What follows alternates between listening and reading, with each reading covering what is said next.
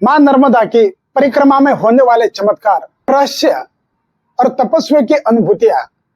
जब सच्चे मन से मां नर्मदा की परिक्रमा हम लोग करते हैं तो ऐसे ऐसे चमत्कार, ऐसे ऐसे रहस्य और ऐसे तपस्वियों की अनुभूतियां होती है, वो शब्द से परे है। आज का ये वीडियो आपके रोंगटे खड़े करने वाला हो सकता है, क्योंकि आज हम जानेंगे नर्मदा मैया की परिक्रमा के दौरान होने वाले दिव्य चमत्कार, अनदेखे अनुभव और उन तपस्वियों की अनुभूतियां जिन्होंने इस परिक्रमा के दौरान आत्मा और परमात्मा का साक्षात्कार किया है। यह केवल एक यात्रा नहीं, ये एक दिव्य परीक्षण है अपने आप का, स्वयं का। चलिए नर्मदे हर शुरू करते हैं। मित्रों, परिक्रमा में समय रुकता है, ऐसा कालातीत अनुभव है। कई श्रद्धालु बताते हैं कि कुछ स्थानों पर समय का अनुभव ही बदल जाता है। एक दिन जैसे कई दिन बन जाता है और कभी कभी 30-40 किलोमीटर की दूरी बिना थकावट के पूर्ण हो जाती है। कहा जाता है यह नर्मदा मैया की कृपा है, जो समय और थकावट दोनों को मिटा देती है। कोई भेद नहीं रह जाता है। परिक्रमा मार्ग पर कई स्थानों पर अज्ञात संत, दिगंबर साधु या मौनवर्ती तपस्वी साधु मिलते हैं। वो आपका मार्गदर्शन करते हैं, भोजन दे देते हैं, और कुछ संतों तो ऐसे है केवल मुस्कान से ऊर्जा दे जाते हैं और फिर अचानक लुप्त हो जाते हैं। श्रद्धालुओं का कहना है हमने शिव को मानव रूप में देखा है, मां नर्मदा को बूढ़ी मैया के रूप में, कन्या के रूप में देखा है। अब मैया की जो रातें हैं किनारे की, बड़ी रहस्यमय है।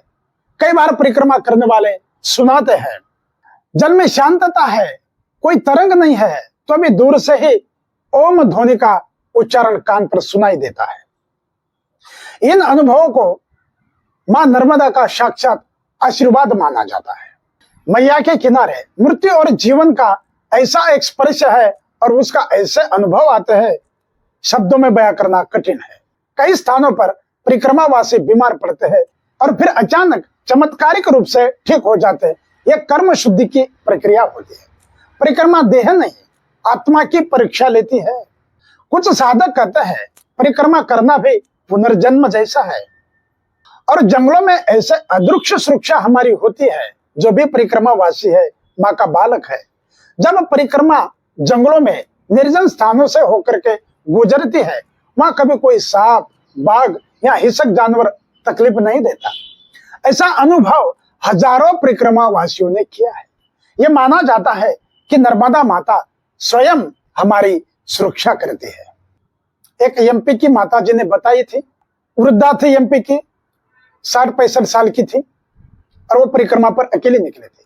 उन्हें रास्ते में कई बार भूख, प्यास, थकावट महसूस हुई, लेकिन हर बार कोई ना कोई अज्ञात महिला या पुरुष या कन्या आकर के कुछ ना कुछ दे करके मदद करते थे। और उन्होंने कहा मैंने कभी उनका नाम नहीं पूछा, क्योंकि वो कोई साधारण व्यक्तित्व नहीं था, वो तो स्वयं मेरी मां नर्मदा मैया थी। और ध्यान में ऐसे ऐसे अनुभव आते हैं। परिक्रमावासी बताते हैं कि वह ध्यान में भोले बाबा का दर्शन किए, नर्मदा मैया का ध्यान किया। कई अनुभवी, कई ध्यानी परिक्रमावासी बताते हैं कि वह ध्यान में भोले बाबा के दर्शन किए, मां नर्मदा के दर्शन किए और मैया की ओमकार स्वरूप ज्योति का दर्शन किया। कई बार रात्रि में स्वप्न में पूर्वज, देवता या दिव्य आत्माओं का संदेश मिलता है। परिक्रमा पूर्ण होते ही जीवन में चमत्कार होने लगता है। हम केवल लौकिक चमत्कार की बात नहीं कर रहे। नौकरी लगना, परिवार में समस्याओं का समाधान होना, संतान प्राप्ति हो जाना या बीमारी से मुक्त हो जाना, यह सब कुछ नर्मदा परिक्रमा के बाद अपने आप ऐसे घटित हो जाता है। यह केवल संयोग नहीं, यह श्रद्धा, तप और नर्मदा मैया की कृपा हो। और सच्चा फल तो यह है निष्काम भक्ति की प्राप्ति, निष्काम सेवा की प्राप्ति। यह कोई कम साधारण फल नहीं है। मां नर्मदा की परिक्रमा केवल पैरों की नहीं, यह आत्मा की परिक्रमा है। इसमें शिव स्वयं साधक को परखते हैं, मैया परखती है। जो श्रद्धा से चलता है उन्हें चमत्कार नहीं है, बल्कि साक्षात मैया का दर्शन हो जाता है।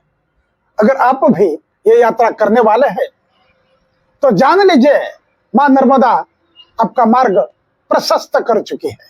नर्मदे हर, नर्मदे हर, नर्मदे हर।